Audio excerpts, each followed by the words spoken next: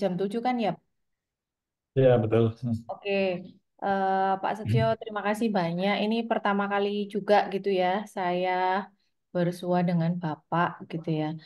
Eh, jadi izin Pak Setio, ini ternyata tidak hanya kelas S1, mungkin ada beberapa juga kelas S2 yang bergabung gitu Pak. Intinya di kelas MSDM gitu ya. Baik, pada malam hari ini izinkan saya membuka dan ini apa ya, istilahnya membuka gitu ya Pak. Ini nggak ada. Baik, baik, Bu. Oh, ini ada. Sorry, sorry. Oke, yang dari lab manajemen saya langsung saja ya, Mbak, Mas. Oke, Assalamualaikum warahmatullahi wabarakatuh. Selamat malam Pak Baik. Setio, selamat datang gitu ya, selamat bergabung di Zoom pada malam hari ini gitu ya. Pada malam hari ini kita ada kelas kolaborasi di Departemen Manajemen dengan topik kepemimpinan gitu ya, sesuai dengan flyer yang ada. Kemudian untuk mempersingkat waktu, saya rasa saya sepertinya belum, apa saya perlu bacakan CV-nya Pak Setio atau gimana ya Pak? Nanti saya jelas, ini saya sharing ya. Sekalian ini apa itu sharing pengalaman. Oh oke gitu ya. Oke, kalau begitu waktu dan tempat kami persilahkan. Monggo Pak. Baik, terima kasih Bu Desi. Bismillahirrahmanirrahim. Assalamualaikum warahmatullahi wabarakatuh. Salam. Selamat malam dan sejahtera untuk kita semua. Ini teman-teman semua dari UB ya, manajemen. Tadi disampaikan oleh Bu Desi ada yang S1 dan juga ada S2. Saya di sini sesuai dengan agenda ya terkait dengan mata kuliah kepemimpinan. Nanti saya sedikit sharing ya teman-teman semua, sharing pengalaman saya terkait dengan kepemimpinan, terutama yang malam ini kan terkait dengan kepemimpinan kreatif dan inovatif ya. Kepemimpinan kreatif dan inovatif. Nanti saya sharing pengalaman saya selama di Telkom ya, sama di Telkom nanti teman-teman bisa juga menanyakan bila ada sesuatu. Tapi saya pengen sharing dulu. Kita kan masih pertemuan pertama ini. Nanti ada pertemuan kedua dan pertemuan ketiga. Nanti teman-teman semua bisa menanyakan ya di pertemuan kedua dan ketiga. Kita bebas aja. Tapi eh, apa namanya terkait apa aja ya, terkait apa aja. Cuma sesuai dengan RKS saya topik malam ini sudah ada kepemimpinan inovatif dan kreatif dan inovatif ya. Kemudian topik selanjutnya juga sudah ada ya. Tapi untuk pertanyaan saya open aja. Pertanyaan nanti mulai minggu kedua dan ketiga saya open mau menanyakan terkait apa aja terkait dengan tentunya terkait dengan kepemimpinan ya. Mohon izin ya Bu Desi ya, begitu ya. Oke, baik. Saya share dulu untuk materinya. Dah kelihatan ya, teman-teman. Oke, baik. Jadi saya akan share jadi pengalaman-pengalaman saya terkait dengan apa namanya leadership dan juga apa namanya case-case ya yang pernah saya hadapin, tapi tidak semua bisa saya jelaskan dalam waktu singkat gitu ya. Artinya nanti di pertemuan kedua dan ketiga juga akan saya singgung ya. Yang pertama adalah mungkin tadi Bu Desi menyampaikan, nanti saya jelaskan juga terkait CV saya yang pertama. Ya, mungkin perkenalan saya Setio Budianto ya, bisa dilihat di website saya juga ada setiobudianto.com. Kalau perlu komunikasi bisa lewat email ya setio@telkom.id dan juga di LinkedIn juga ada bisa kontak saya, bisa direct message di LinkedIn di di Setio Budianto. Kebetulan saya sudah lama di Telkom ya, sudah lama di Telkom sejak 1996 mulai itu 1996 ya. Sekarang berarti udah lebih dari 25 tahun gitu ya. Eh, Sebetulnya kuliahnya juga sudah dibayarin oleh Telkom 1991. Mungkin ada yang baru belum lahir ya. 91 saya udah termasuk sudah sepuh nih, udah di atas 50 ya, di atas 50. Jadi itu nanti saya sharing, nanti teman-teman juga bisa bertanya mungkin di pertemuan kedua dan ketiga ya. Nanti bertanya bisa dicatat dulu, nanti pertemuan kedua dan ketiga bisa bertanya. Saya sekarang akan sharing dulu ya, sharing dulu.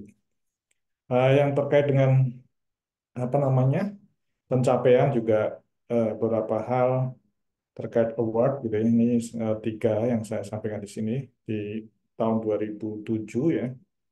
Kebetulan saya mendapat Best Manager di Telkom Indonesia ya, di Telkom Indonesia Best Manager tahun 2007. Kemudian sewaktu menjadi dirut anak perusahaan, CEO di anak perusahaan mendapat anak perusahaan eh, anugerah BUMN ya, dapat piala anugerah BUMN di tahun 2022 dan juga suatu apa namanya di S3 ya, S3 itu bulan dapat best paper in kategori entrepreneurship and strategic management.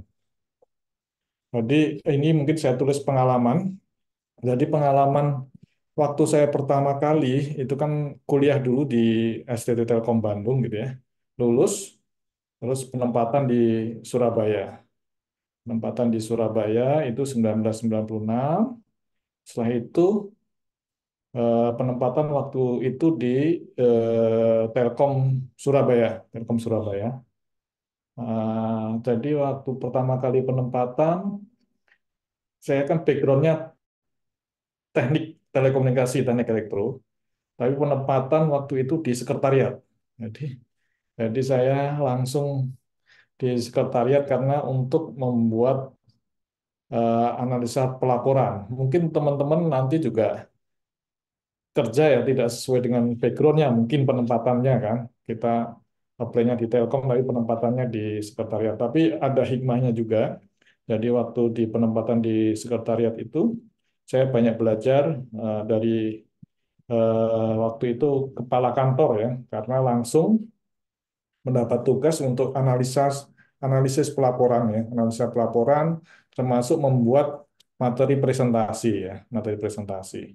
Seperti itu. Jadi membuat materi presentasi, dari situ saya tahu bagaimana bisnis ya, bisnis Telkom gitu ya saat itu, bagaimana eh, jalannya operation dan apa key performance indikator yang diukur dalam suatu unit ya. Waktu itu kan unit di Surabaya gitu ya, kantor Surabaya. Jadi ikut terus dan mulai terasa untuk bidang manajemen. Jadi bidang manajemen saya mulai terasa di situ karena tiap hari meeting, mendampingin kepala kantor, dan sering discuss dengan manajer-manajer yang under kepala kantor tersebut gitu ya. Jadi itu pengalaman awal, sehingga pada saat dari sekretariat tersebut, banyak pelajaran yang dapat saya petik, kemudian saya mendapat amanah di waktu itu untuk CDMA ya, operator waktu CDMA Telkom meluncurkan Sifon sebelumnya, kemudian Telkom Flexi gitu ya. Telkom Flexi itu CDMA punya Telkom yang pertama. Itu saya mendapat amanah sebagai langsung kepala seksi dari bawah kepala seksi. Dari kepala seksi itu memang membuat tantangan tersendiri karena yang di tim saya waktu itu umurnya jauh di atas saya gitu ya. Semua di atas saya paling muda tetapi membawai tim gitu ya. Jadi dari situ mulai digembleng untuk leadershipnya, dan dari Telkom juga apa namanya ngasih training leadership dan lain sebagainya, mulai digembleng banyak pengalaman bagaimana memanage tim terutama yang lebih tua dari saya waktu itu, lebih tua dan tidak hanya technically tetapi juga non teknik, banyak terkait masalah keluarga juga, banyak ada yang ngeluh dari tim gitu ya terkait dengan keluarga, hubungan dengan istri gitu kan dan lain sebagainya. Jadi banyak belajar di tempat di situ masalah leadershipnya. Untuk yang non teknik tapi dari teknik itu bagus di Telkom itu. Di Telkom itu dari sisi technically bagaimana meningkatkan skill leadership itu bagus karena ada kursus pimpinan dari bawah sampai atas gitu ya. Kursus pimpinan dari bawah, level bawah, kepala seksi, kepala asisten manajer, kemudian menjadi manajer gitu ya. Itu ada trainingnya sendiri gitu ya. Ada trainingnya. Jadi saya mulai mungkin umur 28 udah jadi apa namanya kepala unit lah. Itu waktu itu masih muda dan tahun 2007 itu mendapat the best manager. Di 2007 itu sudah mendapat best manager di Telkom. Nah, kemudian eh, pindah. Waktu itu kan bisnisnya adalah bisnis terkait connectivity ya. Jadi connectivity kalau di Telkom connectivity itu terkait dengan jaringan kabel, jaringan optik, kemudian wireless, apa itu ada CDMA.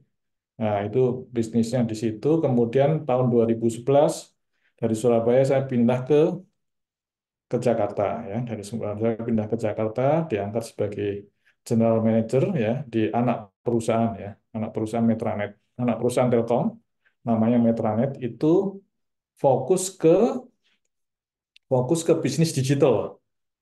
Jadi fokus ke bisnis digital, konten gitu ya. Jadi Telkom mulai bergerak di situ untuk bisnis konten. Itu ada musik, ada games. Nah, jadi ada games itu Telkom juga bermain dengan games. Sekarang games itu salah satu penyumbang cukup bagus pendapatan Telkom itu sekitar 1,5 triliun ya setahun. Jadi waktu itu game saya merintis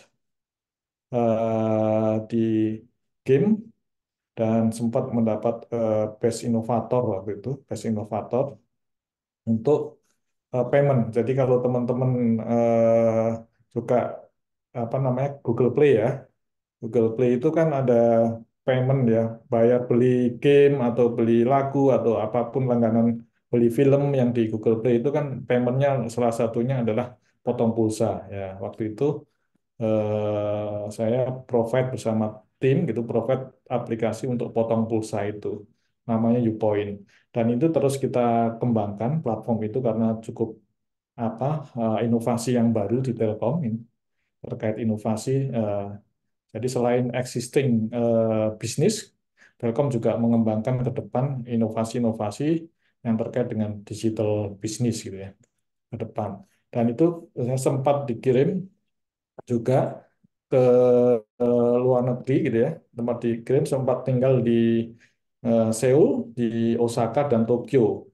Waktu itu tugasnya adalah partnership dengan publisher-publisher game di Jepang sama di Korea. Jadi saya tinggal di sana, tepatnya kos sama dengan mahasiswa waktu itu di Seoul di Hongik University. Jadi kos di mahasiswa di Seoul, kemudian juga di Osaka, Tokyo. Jadi belajar terkait dengan game ya. Jadi kita bawa kerjasama dengan konten-konten game untuk dibawa masuk ke Indonesia gitu ya. Kita berpartner di CJ ya, Mnet gitu yang di eh, Seoul gitu ya. Kemudian Capcom di Tokyo sama Osaka. Jadi publisher-publisher game besar yang ada di Tokyo, Osaka, kemudian di Seoul kita kerjasama dengan mereka dan bawa ke Indonesia. Kemudian juga terus karir menjadi berkembang gitu ya. Banyakkan saya selama itu di anak perusahaan ya di Metranet sampai menjadi direktur di Metranet ya, direktur di anak perusahaan Telkom. Nah, itu direktur business development maupun juga CEO ya. CEO itu direktur operation atau direktur operation di Metranet. Jadi selama menjadi direktur di Metranet juga banyak pengalaman terkait dengan leadership gitu ya, terkait dengan leadership dan juga apa namanya sempat merangkap juga sebagai CEO di Metra Plaza. Mungkin teman-teman kan ada yang tahu ya sebelumnya mungkin yang ada Tokopedia, ada apa namanya Shopee dan Telkom itu punya belanja.com. Belanja.com memang tidak kalah bersaing ya. Waktu itu saya ditugaskan untuk menutup perusahaan ya, menutup perusahaan Metra Plaza, ya. Perusahaan Metra Plaza yang belanja.com karena kalah saing. Kalau Tokopedia, Shopee kan banting-bantingkan diskon waktu itu besar. Jadi kalau kita di BUMN kan agak berat untuk bermain B2C dan diskon karena apa? Karena kan kita perusahaan BUMN itu diaudit gitu, ya. Jadi tidak bisa sembarangan mengeluarkan apa namanya budget ya. Jadi ring diaudit, nah itu jadi kita mulai pivoting bisnis yang tadinya B2C, saingan dengan Tokopedia, dengan apa namanya, dengan Shopee dan lain sebagainya, Blibli dan lain sebagainya, kita pivoting belanja.com jadi Padi UMKM. Nah, nanti saya jelaskan juga terkait hal tersebut, Padi UMKM. Kemudian saya mendapat tugas lagi di PT POS. PT POS waktu itu sebagai Direktur Utama anak perusahaan PT POS Finansial Indonesia yang fokus ke fintech, financial technology. Kebetulan Direktur Utama PT POS kan atasan saya waktu di Telkom. Beliau sebelumnya di Telkom di Direktur Digital Business, kemudian ditugaskan menjadi Direktur Utama PT POS, Pak Faisal. Nah, itu beliau meminta saya untuk membantu beliau untuk creating fintech, financial technology di PT POS. Ini memang tantangan luar biasa untuk PT POS ini kan karena culture-nya berbeda. Culture-nya berbeda antara Telkom sama POS gitu ya. Jadi style leadernya juga berbeda, style leadernya juga berbeda. Jadi yang pertama dilakukan waktu itu Pak Faisal sebagai dirut itu merubah culture, mindset karyawan pos yang konvensional menjadi digital gitu. Dan kita launch aplikasi digital namanya PosPay ya dan juga Pos Aja. PosPay itu fokus ke financial technology, Pos Aja fokus ke logistik. Dan dari situ sekarang sudah bagus waktu beliau belum dipegang oleh Pak Faisal itu net income minus ya dan karyawan banyak yang demo kan bayar gajinya telat dan lain sebagainya. Tapi alhamdulillah begitu dipegang kita benahin oleh Pak Faisal dan saya cuma membantu aja sebagai dirut di Pospay itu alhamdulillah sudah bagus gitu ya. Sudah bagus dan mungkin nanti teman-teman kalau mau tahu terkait dengan transformasi di POS itu tadi pagi di YouTube ya di Prof. Renal Kasali itu ada wawancara podcast antara Prof. Renal Kasali itu kebetulan juga komut POS dengan Dirut POS Pak Faisal Rahmat Jumadi. Tadi baru dirilis, nanti teman-teman bisa search di YouTube, bisa lihat untuk apa namanya untuk melihat ya belajar dari situ terkait leadership dan lain sebagainya, terkait bagaimana mentransform ya melakukan transformasi bisnis ya dari analog ke digital, mindsetnya seperti apa dan sebagainya bisa belajar di situ ya, bisa cari apa namanya insight-insightnya seperti apa itu ada di tadi di podcast tersebut. Pak Prof. Renaldi itu juga komut Telkom sebelumnya, Komisaris Utama Telkom, BUC ya, kemudian dipindah juga ke POS, penugasan oleh BUMN. Kemudian saat ini sejak 2 tahun lalu saya mendapat tugas lagi untuk merilis apa namanya transformasi di Telkom. Nah, salah satu transformasi di Telkom adalah kita provide infraco ya, infrastruktur company, kita bikin anak perusahaan baru. Alhamdulillah sudah tahun lalu sudah berdiri namanya PT Telkom Infrastruktur Indonesia. Jadi PT Telkom Infrastruktur Indonesia itu anak perusahaan Telkom baru, ini belum beroperasi, sebentar lagi beroperasi. Itu fokus untuk kabel optik, ya penggelaran kabel optik. Kalau teman-teman di Malang juga ada IndiHome gitu, kan pakai optik fiber ya, kabel optik itu nanti di provide dikelola semua oleh oleh PT Telkom Infrastruktur Indonesia. Nanti saya jelaskan bagaimana Telkom melakukan transformasi seperti itu. Kemudian background pendidikan itu saya S1 ya, S1 di STT Telkom gitu ya, STT Telkom Bandung yang sekarang namanya Telkom University. Kemudian waktu ditempatkan di Surabaya saya sekolah di ITS, ambil untuk Master Manajemen Teknologi, dan waktu balik ke Jakarta saya ambil S3 di Universitas Brawijaya untuk program manajemen, khususnya konsentrasi strategic management, dan alhamdulillah lulus dengan cum laude gitu ya. Kemudian yang terpenting dari semua selain pendidikan formal education di Telkom itu pengembaraan karirnya cukup bagus. Jadi kita tadi saya sampaikan ada Suspim dan lain sebagainya, dan juga kita digembleng juga terkait eh, encourage knowledge terkait pendidikan di luar negeri ya, the executive education. Namanya executive education itu pernah belajar di Thunderbird. Ini Thunderbird itu di Arizona University di Amerika. Itu banyak belajar terkait dengan international leadership. Ya.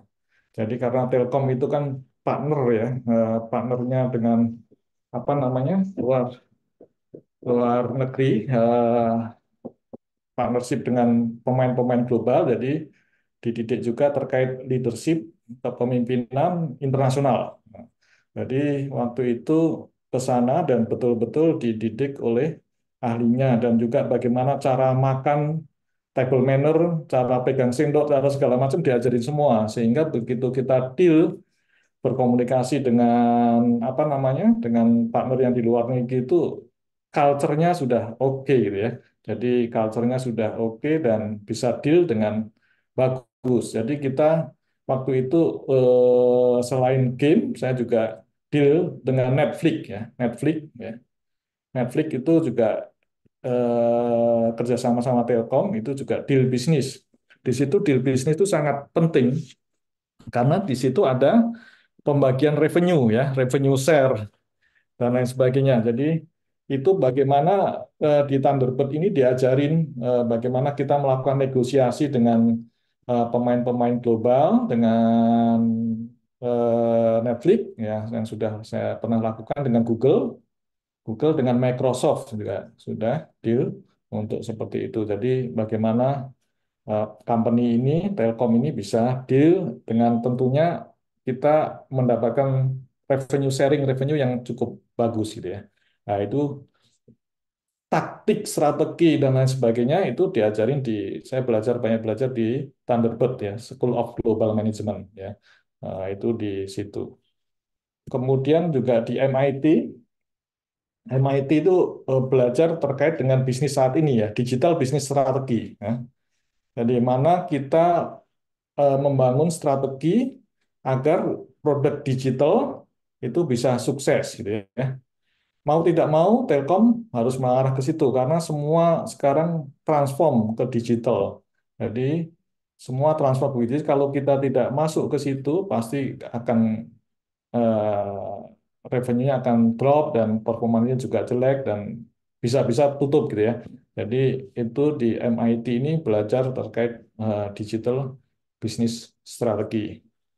Kemudian ini adalah belajar juga dari Alibaba ya. Alibaba itu punya Shopee ya. Aku itu punya Shopee, itu punya Shopee juga Alibaba. Sekarang ada Alipay juga. Jadi dikirim ke sana ya di Hangzhou di Cina itu belajar bagaimana kita create bisnis ya sesuai dengan yang ada di Alibaba. Kuatnya dia di e-commerce, logistik, dan juga payment, payment. Jadi kuat di situ. Jadi waktu itu kita belum ada QRIS. QRIS mungkin masih inisiasi ya, QRIS ya, QRIS, QRIS pembayaran QRIS. Waktu saya di sana itu QRIS sana udah hampir semuanya menggunakan QRIS ya untuk donasi di masjid. Ada saya datang di masjid juga sudah pakai QRIS di sana masjidnya waktu saya di sana, dan di Indonesia belum. Dan itu termasuk pengemis juga udah pakai QRIS, dikalungkan gitu ya, dikalungkan pakai QRIS, sudah orang nyumbang pengemis sudah pakai QRIS. Di Indonesia belum sama sekali. Sekarang Indonesia mulai. mulai booming QRIS ini, trafficnya sangat tinggi dan transaction number of transaction dan juga gross transaction value-nya GTV juga besar ke QRIS dan meningkat cukup tajam, dan prediksi QRIS ini, transaksi QRIS akan mengalahkan transaksi dari kartu ya, kartu debit maupun kartu kredit gitu ya. Jadi QRIS sangat bagus, dan kemarin juga tim Alibaba datang ke Indonesia sehingga QRIS ini sekarang kan dia ada cross border QRIS, jadi bisa dipakai di Malaysia, Thailand ya. Tapi dengan adanya agregator Alibaba namanya Alipay Plus, itu bisa dipakai di seluruh dunia QRIS-nya. Nah, ini lagi proses penjajakan sehingga QRIS yang di Indonesia connected dengan QRIS yang ada di seluruh dunia. Jadi sangat mudah kalau teman-teman pergi ke traveling ke luar negeri gitu, bisa bayarnya menggunakan QRIS tersebut gitu ya. Menggunakan QRIS. Itu dari sini kalau kita lihat itu pelajarannya, bagi seorang pimpinan itu disiplin ya, harus disiplin. Dan kita digembleng waktu itu pagi pagi training, malam harus laporan, terus disiplinnya luar biasa gitu ya. Itu juga sangat bermanfaat untuk di dunia kerja gitu ya. Itu yang utama. Dan juga bisnis itu ada tiga ya, bisnis ada tiga. Yang untuk digital ya, yang tiga. Yang pertama kita punya market ya, punya market ya. Kalau kita market itu dalam hal ini kan punya lapak ya, punya lapak ya seperti Shopee gitu ya, punya lapak, pun Tokopedia gitu, maupun kita punya website commerce gitu, punya lapak sehingga orang bisa datang ke situ, ya kan? Orang bisa datang ke situ untuk melihat-lihat produk, kemudian beli ya. Nah, crowd itu diperlukan crowd. Supaya banyak orang datang ke situ kan traffic gitu. Traffic setelah itu how to monetize kan ya. Bagaimana kita memonetize traffic tersebut sehingga orang bisa tertarik untuk beli ya. Jadi ada payment, jadi ada marketplace ya, market, kemudian ada payment ya. Ada payment bagaimana membayarnya gitu ya. Bayarnya pakai apa? Sekarang kan banyak agregat untuk payment ya. Kita bisa bayar pakai kris, bisa pakai debit, bisa pakai apa namanya kartu kredit, Visa, Master, bisa pakai apa virtual account dan lain sebagainya. Kemudian how to deliver ya kan, logistik ya. Jadi kunci tiga aja teman-teman semua ya. Place ya, place tempat, kemudian payment, deliver. Itu kunci ekosistem untuk bisnis itu. Gitu ya. Nah ini mungkin nanti teman-teman kalau mempelajari lebih jauh ngambil S2 lah, ngambil S2 bisnis gitu ya dan sebagainya, nanti lebih dalam di situ. Jadi kunci itu, jadi place, payment, deliver, itu kan. Terus bagaimana untuk mengelola itu? Mengelola itu kan perlu ya PPT ya, framework PPT ya. Ya. Nah, mungkin bisa search lah PPT itu ya kan, apa gitu ya, bisa di search nanti sebagai PR lah, framework PPT ya. Nah, nanti minggu depan nanti saya terangin PPT ya. Ini kuncinya situ ya, PPT, framework PPT. Kemudian juga belajar leadership, kepemimpinan digital leadership di Tsinghua University ya. Ini juga di Tsinghua University banyak saya belajar leadership terkait digital ya, digital leadership. Kemudian juga di Harvard Business School. Harvard Business School itu strategi disruptif. Karena bisnis saat ini adalah mendisrupt ya. Banyak pemain-pemain startup mendisrupt bisnis, termasuk di Telkom itu didisrupt gitu ya. Disrupt nanti saya jelasin juga seperti itu. Mm-mm. Nah, ini eh, bagaimana pengalaman untuk apa namanya produk yang dikembangkan ya, terutama saya terlibat di sini semua. itu bagaimana terlibat eh, produk-produk yang dikembangkan Telkom termasuk kerjasama sama MSN, Microsoft, kemudian kerjasama sama Google. Ini Tadek itu platform untuk advertising, ya. Kemudian mengembangkan postpay ya, postpay untuk e-materai ya. Kalau sekarang kan pakai e-materai, kemudian agen pakai QRIS ya, Kuren, Kuren, Timani. Kemudian juga ada digital platform itu Padi UMKM. Padi UMKM itu untuk platform untuk kita provide ya sebagai wadah UMKM provide kebutuhan apapun oleh BUMN. Jadi BUMN kalau belanja-belanja melalui Padi UMKM. Jadi Padi UMKM ini sebagai inilah lapak ya, lapak bagi UMKM apapun bisa masuk situ, termasuk konsumsi juga. Kalau rapat-rapat kan BUMN juga rapat kan perlu konsumsi, tinggal beli dari platform Padi UMKM ini, beli kemudian di deliver gitu ya. Nah, seperti itu. Kemudian big data ya, big data itu sangat penting untuk bisnis saat ini gitu ya, menggunakan big data analitik. Kemudian juga terkait dengan digital service juga ada media Yuson.id, mungkin bisa teman-teman bisa search Yuson.id, termasuk sekarang terkait dengan IndiHome lah, IndiHome untuk IndiBox ya. Seperti itu. Nah, tapi tidak semua produk itu sukses ya. Teman-teman tidak semua produk sukses. Dari yang sharing-sharing dari pemain global itu, dari 100 produk mungkin hanya sukses 10 lebih, kurang dari 10 produk gitu ya. Seperti itu. Termasuk Google sendiri. Google sendiri tidak semua produknya Google sukses. Banyak yang gagal juga. Banyak yang gagal juga. Tapi kalau ada yang sukses, dia akan menjadi besar dan menutupin pengeluaran-pengeluaran cost yang telah dikeluarkan untuk inisiatif produk-produk yang lain seperti itu. Telkom juga sama, banyak produk, ya ini salah satu yang saya tampilkan, tetapi tidak semua sukses. Yang saat ini sukses besar kan Telkomsel, IndiHome gitu ya. Itu produk-produk yang diinisiasi dan sukses menjadi besar. Itu Telkomsel menjadi anak perusahaan Telkom, dan kemudian IndiHome kita sampaikan juga ke apa namanya, kita lakukan transformasi juga, kita alihkan ke Telkomsel. Jadi Telkom nanti sebagai holding holding company dan punya banyak anak perusahaan dan pegawainya di Telkom Holding kecil. Yang paling banyak sedikit, yang paling banyak adalah kerja di pegawai ada di anak-anak perusahaan.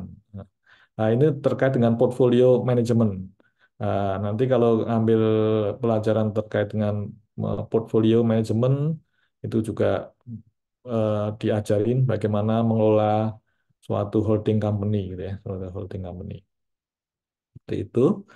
Nah, ini real bisnis ya, real bisnis yang saya angkat juga di disertasi saya gitu ya. Real bisnis di Telkom. Ini global telkom sektor ya. Jadi ini saat ini mendapat tekanan gitu ya.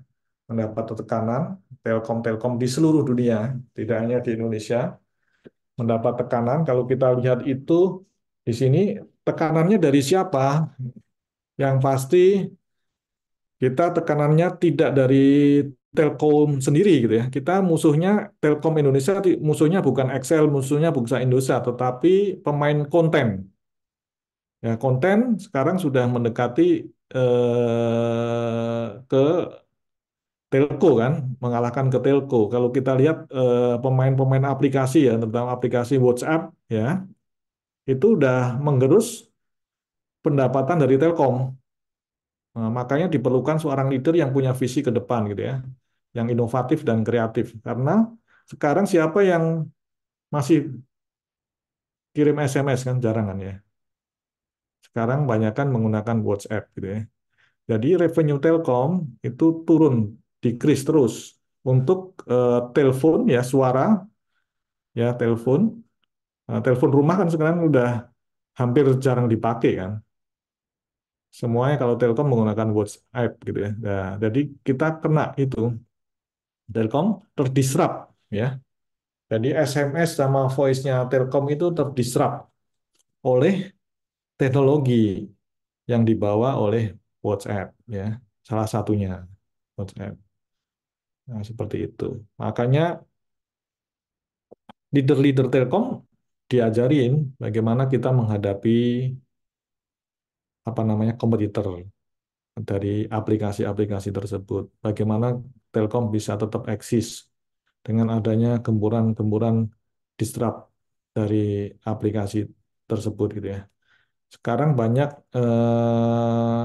OTT kan ya, over the top ya, OTT WhatsApp, yang mendisrupt pemain-pemain existing yang di Indonesia. Nah, ini yang apa namanya, yang perlu diantisipasi oleh pemain-pemain yang sudah lama, pemain-pemain besar gitu ya. Seperti Astra gitu ya. Astra, Toyota gitu kan terdisrupt gitu. Kalau tidak berubah ya, tapi sekarang kan sudah mulai berubah. Ada mobil listrik dan lain sebagainya.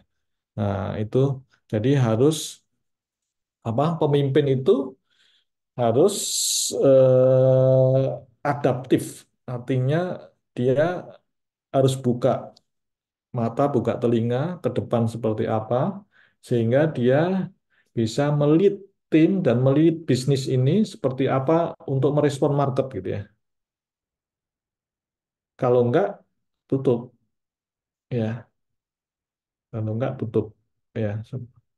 Seperti sekarang Nokia, handphone Nokia kan sudah hampir nggak ada kan. Jadi kalau dia tidak tidak apa, berinovasi, kemudian Tustel, Kodak itu kan juga sudah susah kan. Sekarang semua handphone menggunakan kamera. Jadi ada inovasi-inovasi yang mendistrap. Nah ini pemimpin saat ini juga harus aware, harus belajar dengan itu. Makanya tantangan sangat berat sebagai seorang leader saat ini ya. Karena banyak produk-produk substitut dan juga bisa mendistrap kita. Banyak bisnis model baru. Google itu kan juga bisnis model baru dia. Dia tidak mengenakan cas untuk apa namanya searchingnya, tapi dia bisnis modelnya adalah advertising, ya, nah, bisnis model advertising. Dan kita di Telkom juga siap-siap karena di India itu pemain apa BUMN India itu udah kalah sama pendatang baru Jio. Operator baru Jio itu dia mendisrupt karena dia dengan harganya sangat murah dengan bisnis model yang baru gitu ya. Nah, seperti itu. Dan dia mendapat revenue dari yang lain, tidak mendapat revenue dari pulsa gitu ya. Dia mendapat revenue dari iklan gitu dan sebagainya. Jadi ini fenomena-fenomena yang di market ya dunia perlu apa namanya diterima, adaptif. Jadi pemimpin itu harus adaptif, ya, bisa mengadaptif dan kemudian creating business model, create produk baru. Bisnis model sekarang banyak macamnya kan, bisnis modelnya. Pakai iklan, kemudian pakai apa namanya freemium kan. Yang premium baru bayar gitu ya. Ya, sudah banyak diterapkan ya, sudah banyak diterapkan. Video.com gitu ya, suka video.com kan kalau kita nonton film atau apapun, kalau yang pertama, seri kedua kan free itu. Kemudian baru berbayar. Kemudian juga kalau yang mau nonton duluan baru bayar. Kalau dia tidak bayar ya nontonnya nanti seminggu kemudian dan lain sebagainya. Jadi banyak namanya itu bisnis model. Jadi inovasi bisnis model. Nah, kalau bisnis nanti bisa search ya terkait dengan artikel jurnal itu ada bisnis model innovation seperti itu. Jadi harus aware seperti itu. Ya, kenapa kita harus transform ya? Leadernya juga harus belajar transform ke digital gitu. Karena memang tanda-tandanya udah ada. Kita bisa membaca tanda-tanda dari bisnis kita terancam gitu dan harus berubah. Itu yang pertama pasti revenue-nya turun. Nah, pendapatannya turun, kemudian cost-nya naik. Revenue turun, cost-nya naik, wah udah pasti EBITDA minus. Kemudian cash flow minus gitu ya. Terus akhirnya tidak bisa bayar karyawan. Akhirnya perusahaannya tutup gitu ya. Seperti itu. Nah, itu kemudian ada kompetisi ya. Kompetisinya sangat meningkat. Kompetisi eh, dari lokal maupun global ya. Jadi kita harus pasang apa namanya? Bisnis intelijennya harus bagus gitu ya, bisnis intelijennya. Kemudian ada substitute emerging substitution, ya itu juga penting. Jadi ini tanda-tanda tanda bagaimana kita harus melakukan siap-siap melakukan transformasi gitu ya, transformasi. Dan transformasi ini terus kita lakukan, tidak pernah ending, terus transformasi terus. Termasuk saya kasih contoh di Telkom juga melakukan transformasi terus-terusan. Kalau nggak transformasi pasti perusahaannya tidak berkembang, tidak sustain ya, perusahaan tidak sustain. Ini sebelum ini ada sedikit video ya. Hi, Sobat Telkom. Welcome to Heard on the Street. Before we start, you might wonder, what channel is this? This channel is where we will discuss everything related to Telkom and its business, including its business as a digital ecosystem and its role as the leading national digital telco. Therefore, make sure you subscribe to our channel and drop us your comments in the comment box below. First of all, let me introduce myself. My name is Gina Sara, and I will be taking you to take a closer look at Telkom from within. As a start, I would like to ask, how well do you know Telkom? As an introduction, I will take you to get to know more about Telkom in this episode of Heard on the Street, Telkom at a Glance.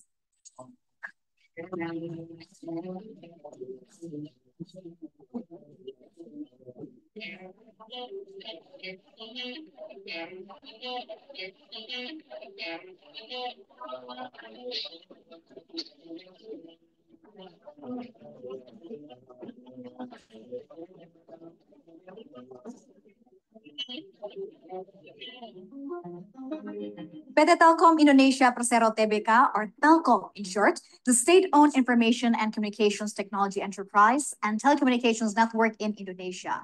To respond to the industry shift to digital, to support national digitalization, and also to internalize the transformation agenda, Telkom has defined it through its purpose, vision, and its mission. Telkom has the vision to be the most preferred digital telco to empower the society. And its missions are to advance the rapid build-out of sustainable, intelligent digital infrastructure and platform that is affordable and accessible to all. Nurture the best-in-class digital talent that helps develop the nation's digital capabilities and increase digital adoption. And also to orchestrate the digital ecosystem to deliver superior customer experience. With its purpose to build a more prosperous and competitive nation, as well as to deliver the best value to Telkom stakeholders. Telkom, in becoming a digital telecommunications company, has gone through various business dynamics and transformation phases. The story starts when the first telegraph message was transmitted from Batavia to Buitenzorg on October 23, 1856. Then in 1961, the Indonesian government established the State Postal and Telecommunications Company, or PN Postel. Moving forward, on July 6, 1965, the Indonesian government separated post and telecommunication services. And at that time, Perusahaan Negara Telekomunikasi, or PN Telekomunikasi, was established. This date then has been declared as the founding date of Telkom Indonesia. Then, in 1974, through PP number 36 of 1974, PN Telekomunikasi was then split into Indonesian Public Telecommunications Company, or Perumtel. In 1991, the company's status changed to state-owned limited liability company, Persero, PT Telekomunikasi Indonesia. 4 years later, in 1995, Telkom established its subsidiary Telkomsel as a cellular operator, responding to the widespread use of GSM technology. In the same year, Telkom also conducted an initial public offering, or IPO, on the Jakarta Stock Exchange and Surabaya Stock Exchange.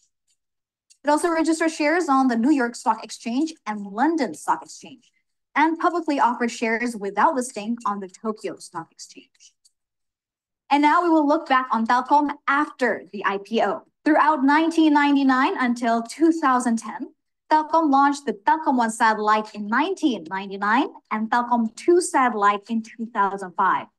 Telkom also completed Jakala Dema underwater fiber optic cable project. In 2011, we completed the Super Nusantara Highway project and the True Broadband Access project. Telkom became the first operator in Indonesia to provide 4G LTE services in 2014. Then, a year later, in 2015, Telkom launched IndiHome as its fixed broadband service. Then, Telkom completed the construction of the Southeast Asia, Middle East, Western Europe 5 submarine system in 2016. Give us a chance to say hello to all of our friends in Sao Paulo at Sky B1, to Telkom in Jakarta. Selamat pagi. I hope I'm saying that right. The next year, Telkom launched the Telkom 3S satellite and completed the Southeast Asia United States submarine fiber optic cable line.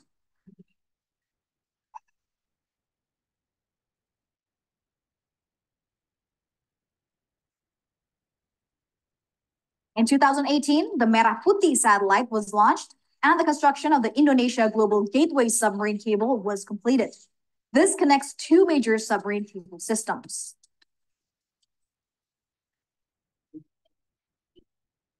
Then we will move on to 2019, where Telkom Group acquired 2,100 towers owned by Indosat Ooredoo through Mitratel. Telkom Group also acquired a 95% stake in PT Persada Sokatama, which owns 1,017 towers. In 2020, or 25 years after the IPO, we built the Telkom Hyperscale Data Center, or HDC, which will be built in stages. The total capacity of our HDC is 75 megawatts. Besides that, Telkom also signed a conditional sale and purchase agreement for the sale of 6,050 telecommunication towers from Telkomsel to Mitratel. Then the following year, in 2021, Telkomsel officially launched its 5G services on May 27. In that year, Telkom already have 26 data centers and constructed the hyperscale data center. Mitratel, Telkom's subsidiary, also successfully conducted an IPO on November 22, 2021. And in 2022, our first stage of Cikarang Hyperscale Data Center has been completed, where we also did the groundbreaking hyperscale data center in Batam, which will be built in 3 stages. In terms of connectivity, our subsidiary, Telin, has joined in the development of Southeast Asia, Middle East, Western Europe 6 submarine fiber optic cable line. And in the end of June 2022, we officially launched the second gateway in Manado. We also created a strategic partnership with several tech giants such as Microsoft, AWS, Google, and Cisco. Telkom's activities continue to grow in line with the development of new technology, information, and digitalization, but it is still within the corridor of telecommunications and information technology. And now Telkom has 4 business segments, which are mobile, consumer, enterprise, and wholesale and international business, or WIB. We will break it down one by one. For its mobile segment, it focuses on cellular customers by providing mobile voice, short messaging service, mobile data services, and mobile digital services. Our subsidiary in mobile, Telkomsel, continues to enhance our B2C customers' experience by providing better connectivity and various digital products. Consumer segment focuses on retail or residential customers by providing fixed telephone service, pay TV, internet data, and other telecommunication services. Under our IndiHome brand, our services have covered 499 or 97.1% regencies or cities throughout Indonesia with a speed of up to 300 megabytes per second and becoming the window of entertainment hub for Indonesia. For enterprise, it focuses on large enterprise, small, medium enterprise, and government office customers by providing enterprise connectivity services, satellite, data center, and cloud, digital IT services, business process outsourcing, and device and other adjacent services to provide end-to-end solutions and information technology ecosystem. In our enterprise, we now serve our B2B customer with various digital products to optimize their business. We already have around 1,400 enterprise customers, more than 900 government customers, and 377,000 small, medium enterprise customers under the segment. The fourth is wholesale and international business. This segment delivers services to other licensed operators or OLO who need to resell telecom group services, and international customers, wholesalers, companies, and retail who need telecom group services domestically. Under our wholesale service, we have Mitratel, the biggest tower company in Indonesia, which has a total of 35,000 towers across the country. We have data center business with a total capacity of 45 megawatts. As per December 2022, we have 32 data centers spread in 4 countries, such as Indonesia, Singapore, Hong Kong, and Timor-Leste. We also have Telin that connects the Indonesian telecommunication network to the global network. All in all, Telkom has 12 subsidiaries that are directly consolidated, which are the Times, our telecommunication, information, media, entertainment, and services portfolio ecosystem. To support our transformation to become a world-class digital telco company, Telkom initiates 5 bold move strategy to build competitive advantages in the areas of digital connectivity, digital platforms, and digital services. We developed these 3 business pillars into a 5 bold move strategy, which consists of, first, initiating fixed mobile convergence, or FMC. The aim of FMC is to integrate IndiHome and Telkomsel. Through the FMC, we could provide better customer experience, CapEx efficiency, and robust data integration. Second, setting up the infrastructure company, or InfraCo, to optimize the value of Telkom's infrastructures. Third, setting up the data center company, or DCCo. This is to capture the rising activities in the digital business players. Fourth, setting up B2B Digital IT Service Company, or B2B Digital IT Service Co., to support our transformation in becoming the leader in B2B IT service.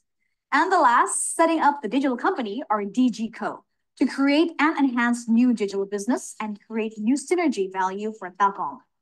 We believe that this is the right path on its transformative and digitalization journey for securing the company's long-term growth and at the same time providing differentiation for customers all across the nation.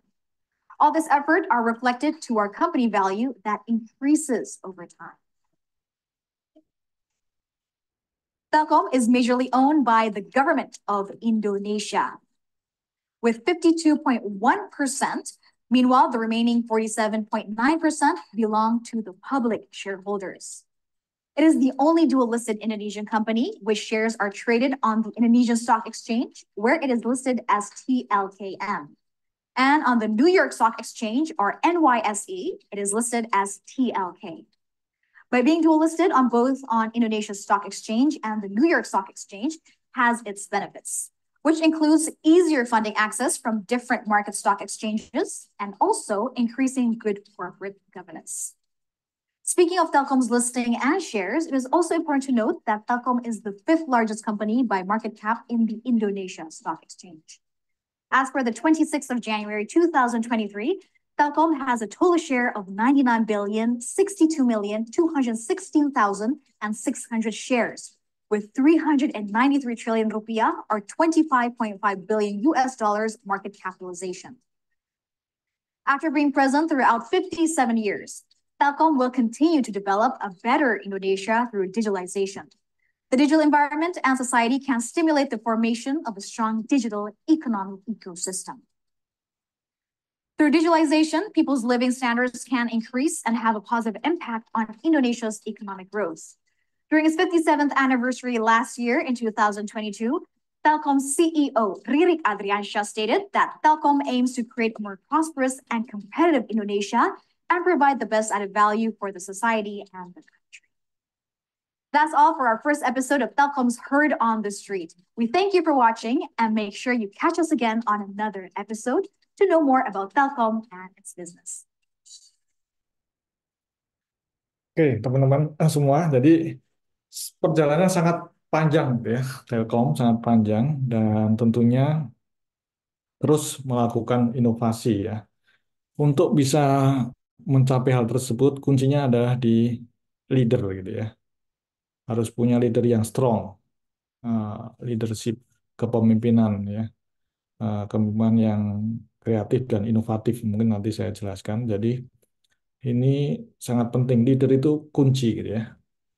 Ya, kunci eh, untuk membawa arah bisnis ke depan dan membawa tim untuk sama-sama mempunyai visi dan misi kita capai bersama. Itu kunci di situ, seorang leader itu sangat penting. Banyak perusahaan yang leadernya mismanagement gitu ya.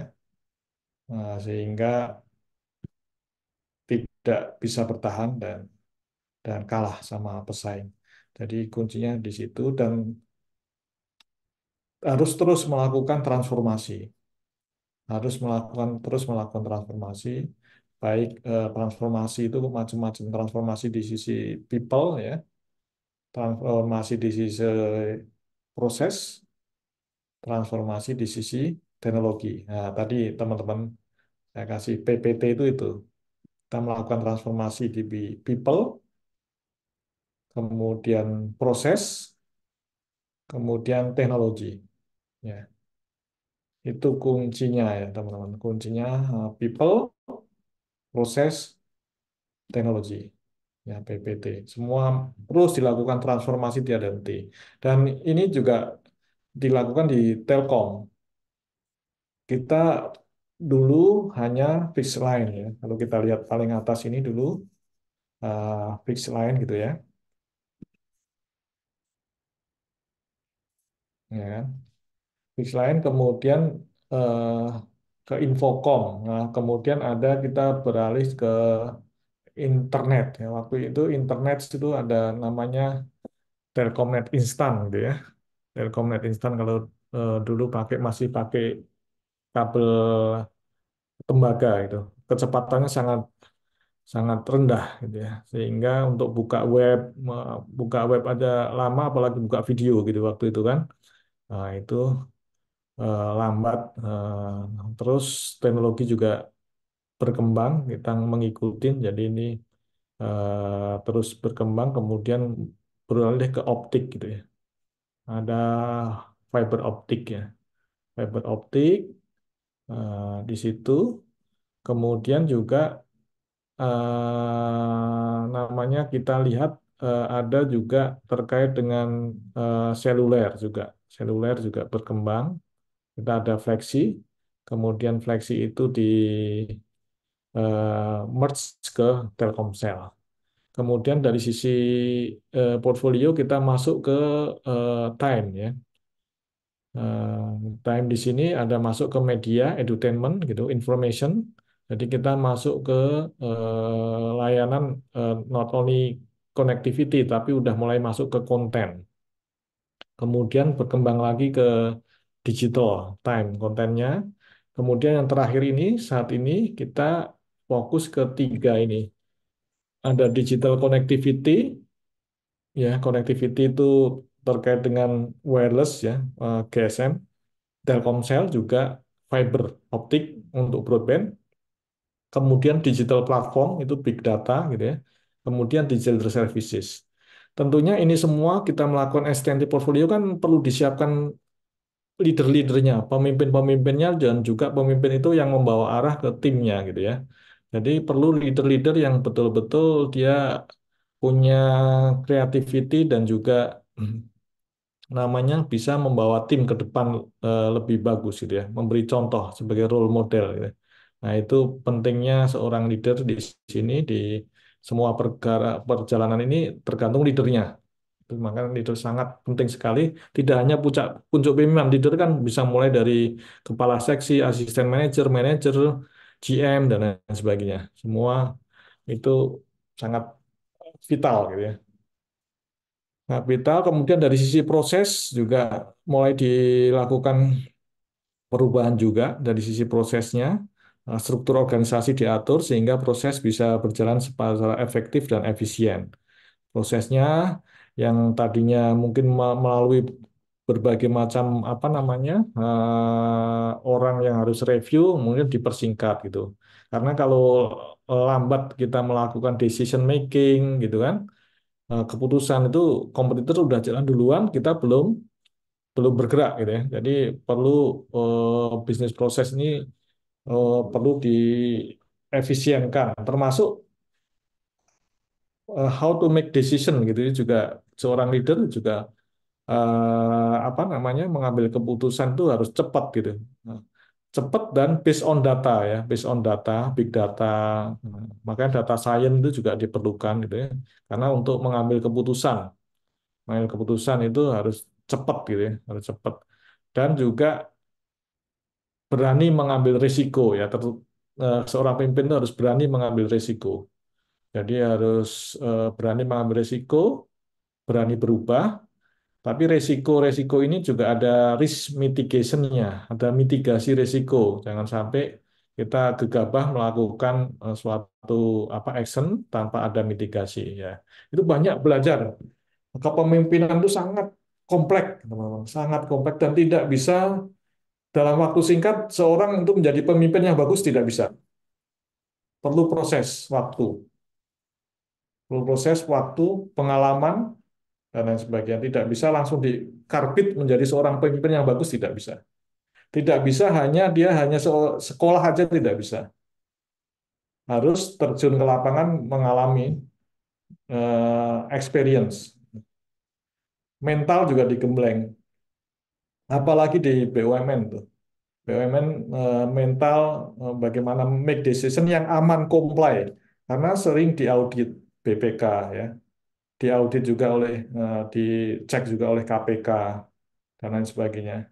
Jadi sangat apa namanya harus cepat dan compliance ya. Cepat dan compliance itu sangat susah. Kadang kalau pemimpin mau aman aja di BUMN dia tidak melakukan apa-apa gitu ya. Karena kalau dia melakukan apa-apa mungkin diaudit gitu. Kena ketangkep KPK dan lain sebagainya kan sangat kompleks untuk menjadi seorang pemimpin terutama pemimpin di BUMN. Itu sangat kompleks sekali.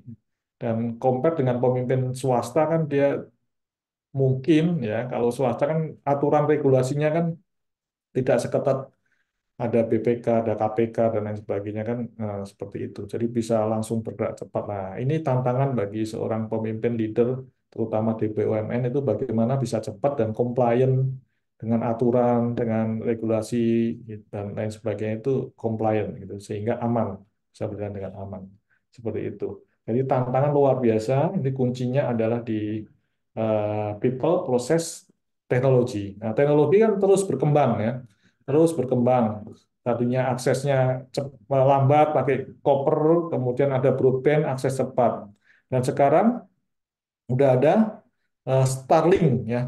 Starlink itu untuk satelit rendah yang dari Elon Musk itu juga sesuatu yang perlu diantisipasi. Artinya Telkom sudah bergerak duluan untuk bekerja sama, tetapi perlu waspada juga gitu ya kita dengan adanya Starlink tersebut gitu ya. Nah, termasuk bagaimana yang bawah ini contohnya adalah digital touch point di TV ya, digital touch point. Jadi kalau orang mau apa after sales service juga mudah gitu ya. Kita ada chatbot, sosial media, medium apps dan juga ada Telkomsel apps gitu kita kembangkan. Karena sekarang orang pelanggan Telkom maupun Telkomsel, terutama Telkomsel sekarang ini kan udah tidak males untuk datang ke Grapari kan, untuk datang ke kantor Grapari yang ada di eh, kantor-kantor cabang gitu. Dia menggunakan aplikasi aja, semua bisa dilakukan dengan aplikasi komplain track dan lain sebagainya.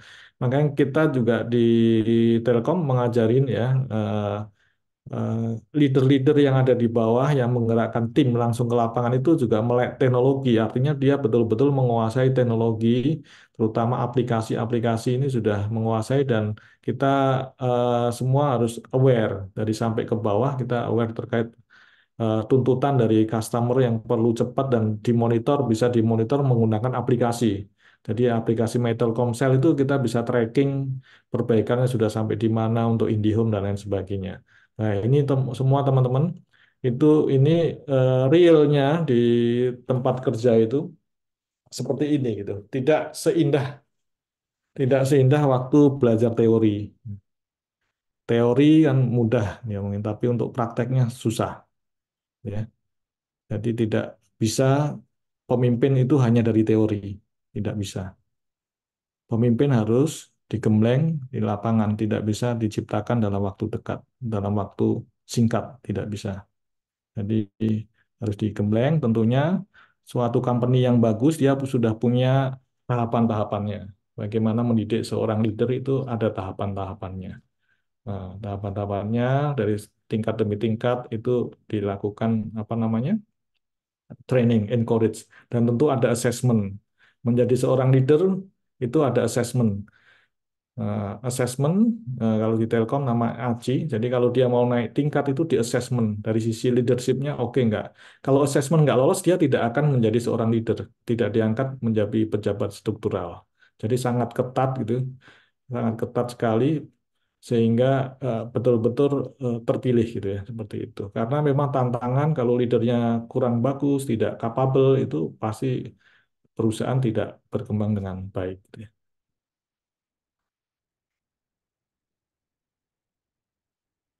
My Telkomsel kini serba baru. Buat nyamanmu, penuhi kebutuhan komunikasi dari internet sampai hiburan. Buat di dalam, juga di luar rumah. Bisa bantu kamu kapan aja, atau penuhi gaya hidupmu. Selalu terhubung kapanpun, dimanapun. Jadi lebih fleksibel. My Telkomsel baru. Buat semua mudah. Itu teman-teman. Jadi terus berkembang. Jadi kita memberikan layanan itu harus mengikuti keinginan dari customer gitu ya. Keinginan dari customer dan juga salah satunya juga lingkungan ya, perubahan teknologi dan lain sebagainya. Makanya saat ini itu ada namanya istilahnya VUCA ya. Volatility, uncertainty, complexity, ambiguity. Nah, ini yang terjadi di dunia bisnis ini. Jadi kalau kita harus perhatikan ini keempat ini singkatan VUCA ini. Jadi teman-teman mungkin perlu apa namanya?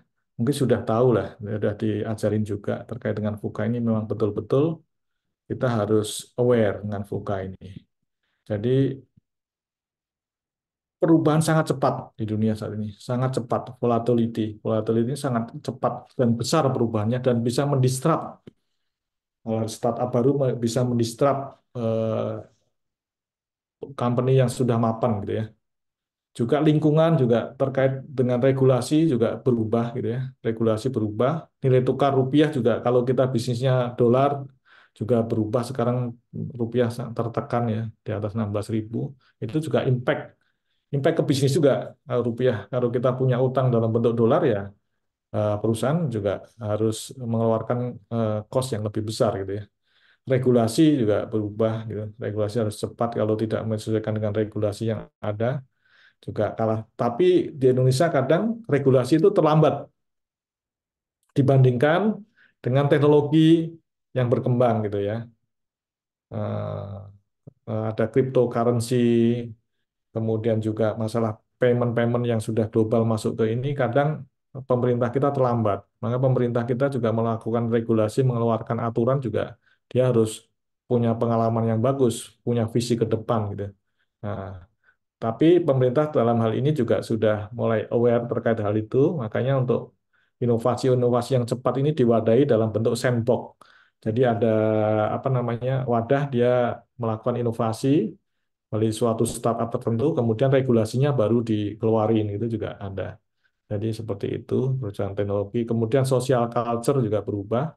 Anak-anak muda sekarang kan udah enak di mager gitu ya, dari rumah mau ngapain dari HP aja gitu ya, dari HP mau segala sesuatu nonton film, apapun, main game atau belajar atau ngaji, baca Quran semua dari HP. Semua dan itu juga tren itu harus aware seorang leader itu bagaimana membaca pelaku apa namanya customer gitu seperti apa. Ya. Juga banyak uncertainty terkait dengan situasi politik gitu ya. Saat ini pemilu juga impact ya. Pemilu juga impact, pemilihan presiden juga impact. Kalau ganti presiden, ganti rezim itu juga berimpact ke bisnis. Jadi pengusaha juga harus aware terkait hal tersebut, arahnya kemana, pemimpin kita, presiden kita itu arah kemana, akan dibawa kemana juga harus prepare, pengusaha-pengusaha pebisnis juga perusahaan-perusahaan seperti itu. Apalagi di BUMN. BUMN itu menterinya ganti berubah. Direktur direktur BUMN bisa ganti juga. Gitu. Jadi seperti itu. Yang ini memang penuh ketidakpastian. Makanya kalau di Telkom itu level BOD -1 dikuatin sehingga siapapun CEO-nya, direkturnya itu BOD -1 VP itu sudah ready gitu ya. Kan VP kan tidak banyak bergerak, yang ganti kan masalah politik nih. Yang ganti kan direktur utamanya Telkom ganti, BO direksinya ganti, tapi yang di bawahnya tetap gitu ya. Jadi makanya yang di bawahnya itu betul-betul leader-leadernya digembleng betul. Kalau BOD itu udah BOD Telkom ya, bukan anak perusahaan, itu jabatan politik gitu ya, jabatan politik. Jadi yang dikuatin di level BOD -1, Board of Director -1, VP ya, seperti Vice President dan lain-lain. Kemudian juga semakin kompleks gitu ya.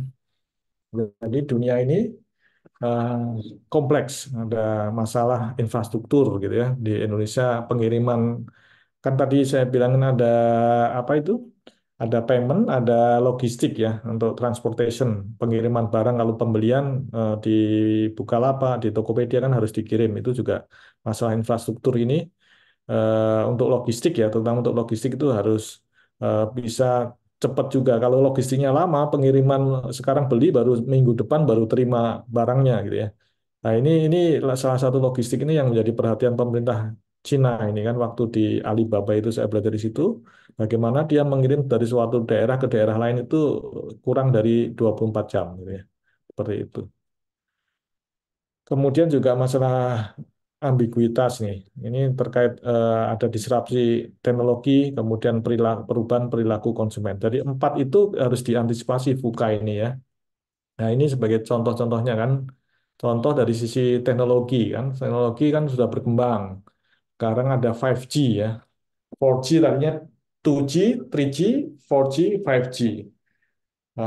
5G ini juga penetrasinya lagi mulai nih di Telkomsel kan sudah, terus di operator lain juga sudah. Ini banyak manfaatnya untuk kecepatan tinggi ya, akses untuk kecepatan tinggi. Cloud computing, cloud computing ini kalau kita nyimpen foto, nyimpen data di Google Drive, minjem foto di Google Foto, kemudian Microsoft ada Drive ya, Microsoft Drive ya. Kemudian juga Alibaba gitu, dia punya cloud computing sendiri. Nah, itu ini perubahannya di situ. Sekarang tidak zamannya lagi ada punya server server di suatu company punya server sendiri. Semua di cloud. Nah, cloud base ya, semua di cloud base.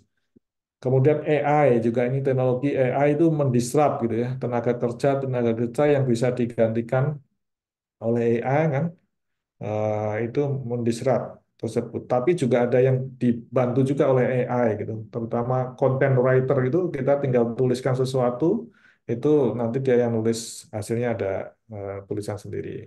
Bahkan bikin pantun juga ada sendiri gitu ya. Nah, jadi kita harus, seorang pemimpin juga harus mempelajari ini semua gitu, tahu tentang teknologi, tahu tentang perkembangan seperti apa gitu ya, tren baru di bidang telekomunikasi seperti apa. Seorang leader telco harus tahu bagaimana tren terbaru di bidang telco gitu.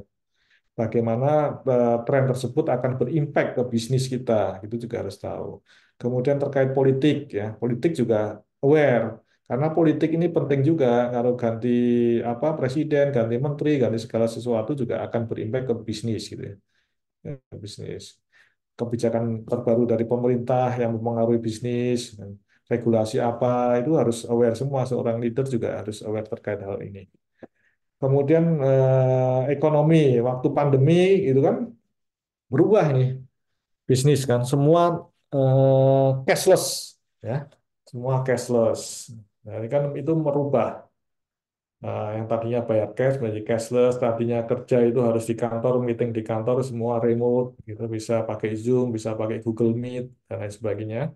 Nah, tentunya ini berubah. Itu juga yang terjadi di company, di Telkom juga seperti itu. Di Telkom juga waktu booming, waktu pandemi kita juga dapat keuntungan juga. Banyak orang yang kerja dari rumah, jadi akses internetnya tinggi, revenue Telkom meningkat. Kemudian banyak orang juga yang main game. Banyak yang main game, anak-anak sekolah libur pada main game, revenue dari game meningkat. Ya, ada plus minusnya, ya seperti itu. Kemudian culture juga terkait dengan social culture, big data, kita juga tahu semua apa yang dilakukan teman-teman sedang akses apa gitu. Eh, Google tahu lah, teman ada di mana kalau dibuka set locationnya kan tahu semua itu.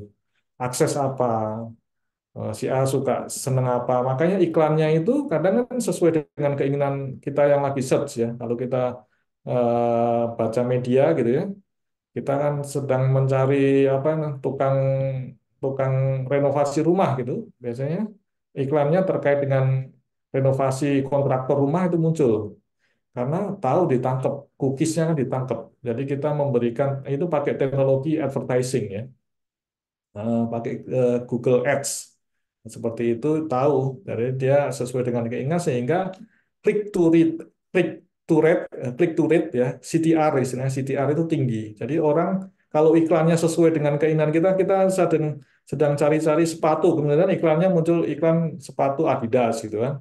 Nah, pasti kan klik itu iklan itu gitu ya. Itu C2R istilahnya. Click to rate-nya naik seperti itu. Nah, itu semua semua sekarang sudah diolah oleh platform, platform advertising platform. Advertising platform itu sudah canggih gitu ya, seperti itu. Kemudian juga sekarang Telkom itu kan kalau B2C udah diserahkan ke anak perusahaan Telkomsel. Telkom main ke B2B, bisnis to bisnis. Nah, bisnis to bisnis ini kan terutama di IT kan peluangnya cukup besar. Sekarang lagi kita prepare melakukan transformasi sehingga orang-orang yang di daerah Telkom yang daerah itu belajar B2B bisnis. Bagaimana dia menawarkan solusi IT dan lain sebagainya. Jadi mulai ke situ, mulai ke situ. Jadi strategi kita melakukan transformasi seperti itu.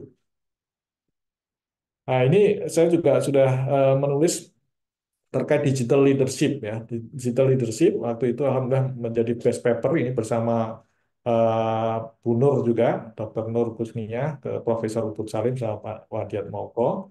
Itu ini terkait ini COVID pandemi kan, terkait COVID pandemi itu kan ada VUCA itu, volatile yang tadi saya jelasin, volatile uncertainty, complexity, ambiguous. Kemudian orang eh, adaptasi dengan new normal ya, new normal behaviornya baru kerja dari manapun, anytime, anywhere kerja itu bisa dari rumah dan lain sebagainya. Kemudian semua udah melek teknologi cashless. Tentunya perusahaan itu harus melakukan digital transformation ya, melakukan digital transformation, melakukan transformasi digital perusahaan. Bisa digitization maupun digitalization. Nah, nanti ada sendiri, harus pelajaran sendiri nih, transformasi digital. Nah, untuk transformasi digital diperlukan oleh seorang leader digital leadership. Ya. Berbeda antara leader tradisional sama leader digital. Berbeda, berbeda, berbeda sekali. Saya pernah ke Silicon Valley, di Palo Alto, Google, tempatnya Google waktu itu, sama compare dengan Microsoft yang di Seattle, di Redmond, Seattle. Berbeda. Dulu ya, dulu waktu 6 tahun dulu saya ke sana, itu berbeda. Waktu itu Google, anak-anak muda semua, banyak kan anak-anak muda, leader-leadernya muda-muda.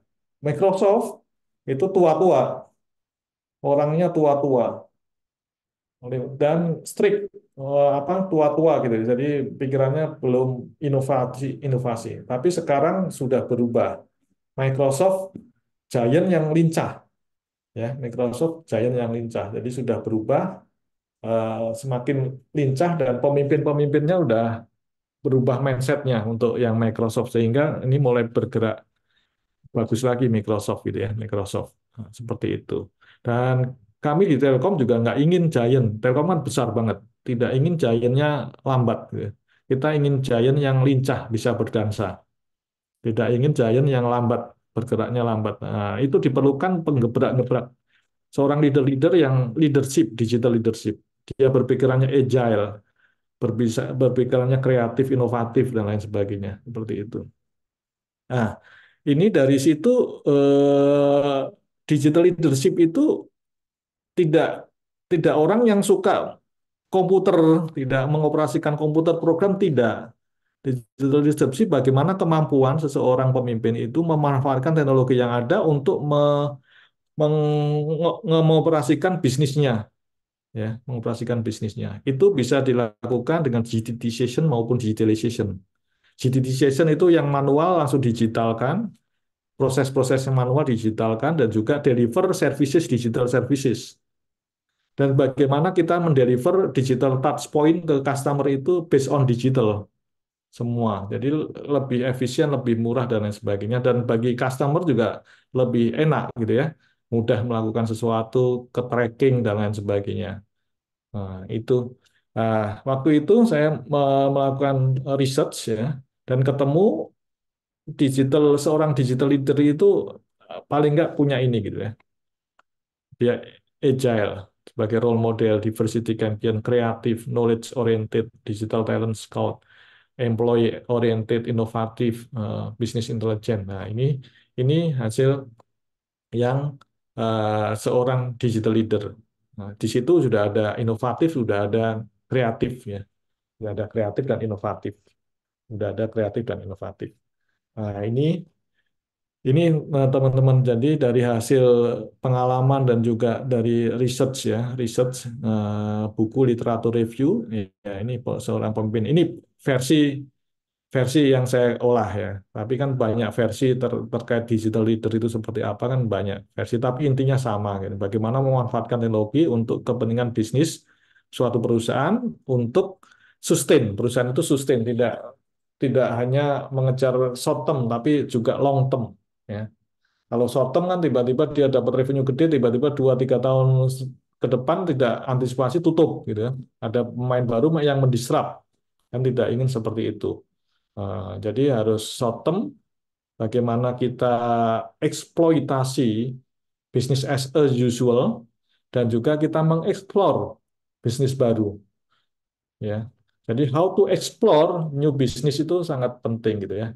Sangat penting karena kalau kita hanya uh, operation as is saat ini, pasti kalau ada kompetitor masuk, ada segala sesuatu masuk, yang mendisrupt, kita akan segera tutup perusahaan itu. Nah, itu. Makanya kunci nih, leader kepemimpinan itu sangat kunci dalam suatu perusahaan saat ini. Kunci banget.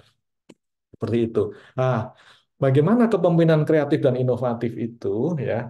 Jadi, pemimpinan kreatif dan inovatif not only memikirkan performansi sesaat saat ini, tetapi juga dia memikirkan ke depan seperti apa, ya. Bisnis ke depan seperti apa, sehingga dia harus pinter melihat visi ke depan, selain mengeksplor eksploitasi bisnis yang existing. Nah, ini secara teori itu sudah dieksplor oleh profesor-profesor dan peneliti-peneliti di bidang SDM dan lain sebagainya, itu disebutnya ambidextrous leadership. Nah, ambidextrous leadership itu lagi tren. Jadi kalau teman-teman S2 yang mau explore terkait ambidextrous leadership bisa jadi tesis dan lain sebagainya. Itu bagaimana kita mengeksploitasi dan mengeksplorasi ya. Eksploitasi bisnis existing dan eksplorasi bisnis ke depan. Jadi kalau kita tidak memikirkan masa depan, hanya sekarang, udah pasti akan tutup lah perusahaan gitu ya. Jeleknya seperti itu ya. Jadi harus eksploitasi dan eksplorasi seperti itu, dan harus imbang ya. Makanya ada ambidextrous butterfly. Jadi ambidextrous seperti itu, seorang pemimpin seperti kupu-kupu ini harus bermain short term dan middle to long term ya. Kalau short term kan running the business itu short term, mengeksploitasi bisnis yang saat ini. Tapi seorang leader itu juga harus melakukan transforming the business. Ya. Dia mentransform bisnisnya memikirkan ke depan seperti apa, kemudian explore, melakukan inovasi-inovasi seperti apa gitu ya, melakukan eksplorasi dari innovation seperti itu. Nah, ini penting nih. Ini pelajaran satu mata kuliah sendiri gitu ya. Nah, ini ciri-ciri ya, ciri-ciri dan manfaat kepemimpinan kreatif tentunya memiliki visi yang tegas, berani mengambil resiko, terbuka. Tadi juga ini combine ya dari banyak versi. Tentunya goalnya tentunya adalah kinerja perusahaan ya. Goalnya adalah kinerja perusahaan semakin bagus, tidak hanya main short term, dia long term sustain ya. Sustainability ya. Jadi kalau mau ada ngambil tesis sustainability growth itu bagus juga sustainability. Bagaimana perusahaan itu sustain jangka perusahaan itu bisa hidup 100 tahun lagi dan lain sebagainya. Itu juga menarik untuk diangkat sebagai tesis dan lain sebagainya. Mungkin itu yang dapat saya sampaikan dan mungkin teman-teman kalau ada sesuatu hal nanti dicatat dulu dan juga bisa baca-baca di website saya setiobudianto.com, nanti bisa tanya-tanya eh, perkuliahan di minggu depan. Jadi mungkin mohon izin Bu Desi, saya akhiri dulu nanti untuk pertanyaan mungkin bisa mohon izin minggu depan gitu ya Bu Desi. Oh gitu ya Pak. Ya, Baik. ya, ya. Ah, Ya, terima kasih Pak Setio. Tadi penjelasannya sangat luar biasa gitu ya. CV-nya panjang betul gitu ya Pak. Dengan segala macam experience sangat-sangat luar biasa gitu ya. Kemudian kebetulan Bapak juga di bidang leadership gitu ya. Kalau di hmm. kami ini kan Profesor Leadership ini ada Prof. Dodi gitu ya Pak ya. Jadi Oh bukan ya, ya, ya. ini ya, karena Nah, beliau memang bidangnya di leadership gitu. iya. Kemudian dari beberapa yang sudah disampaikan gitu loh, dari Pak Setio sedikit saya menyimpulkan boleh ya Pak ya. Silakan Bu Desi. Eh, Ya. dari apa yang sudah dipaparkan oleh Bapak Dr. Setio malam hari ini gitu ya Pak ya. Ini sangat-sangat luar biasa, sangat detail gitu ya. Kita tahu tadi juga sudah dijelaskan dari beberapa video gitu ya, seperti perkembangan Telkom. Mungkin saya concern ke Telkom gitu ya Pak ya, karena di pos tadi kan Bapak juga nggak cukup lama gitu ya, meskipun sama-sama di BUMN gitu kan ya. Yang sangat luar biasa ini Telkom ya, dimulai dari tahun 1965 sampai nowadays gitu ya, perkembangannya sangat-sangat luar biasa. Kemudian tadi Bapak juga ada beberapa hal yang perlu di-highlight terkait seperti misalnya empat bisnis segmennya seperti apa gitu ya.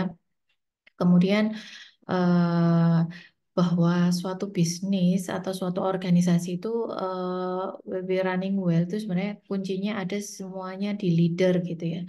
Kemudian strong leadership ini adalah kunci gitu ya. Eh, ya yang membawa organisasi tersebut ya akan menjadi jauh lebih baik gitu ya Pak ya.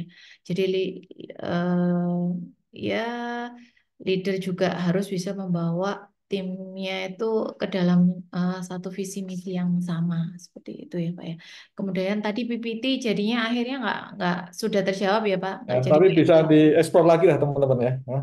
People, proses, teknologi ya. Ya, itu nanti tinggal di develop lagi, di explore Ya, minggu depan di ya, pertemuan berikutnya dengan ya, Setio. ya, Oke, karena hari ini tidak ada pertanyaan, ya. pertanyaan akan dilanjut ke Minggu depan ya. meeting berikutnya, maka selesai sudah untuk pertemuan malam hari ini, Pak Setio, matur nuwun sangat atas Kami kehadiran Bu. di Zoom-nya. Kemudian teman-teman mahasiswa S2 S3 Hmm. terima kasih atas partisipasinya juga Bapak Ibu dosen ternyata di sini juga banyak Pak Setio Waduh, ada iya ya. Jadi saya eh, takut Bu kalau bawa dosen, takut ya di. ini tadi ada Pak Wadiat Moko Oh, Pak eh, Moko, ya Pak dulu izin, dua Pak dekade Dokter Moko, pembimbing eh, saya Bu, promotor saya. ya ada Bu Dr. Christine kebetulan Bu Christine. Christine ini yang yang ya preparing well semuanya Ya, regarding ya ini Bu Pak, Christine, terima kasih. kegiatan ini gitu. Ya, Mungkin ya terima kasih banyak Bapak Ibu dosen, teman-teman mahasiswa, Pak Setio atas presentasi malam hari, kuliah praktisi malam hari ini. ya. Insya Allah ilmunya berkah ya Pak. Kita ketemu lagi minggu depan di schedule berikutnya. Nanti akan Minggu share. depan bisa tanya apa aja Bu, tidak hanya materi di kuliah minggu depan ya, bisa. Oh gitu ya Pak ya, Ya, bebas aja gitu ya. pas. Baik, Ya. Nah, siap-siap. Baik, saya akhiri sampai di sini. Wassalamualaikum warahmatullahi wabarakatuh. Matur nuwun sangat Pak Setio. sami-sami Sampai Bu. ketemu di next meeting. Assalamualaikum. Waalaikumsalam warahmatullahi wabarakatuh. Terima kasih semua Bu Desi sama Ya, ya. teman-teman semua, Oke, Pak monggo Dr. Pak. Moko, Bu Ye, Christine. ye, Ya, matur nuwun. izin live. Ye, monggo Pak.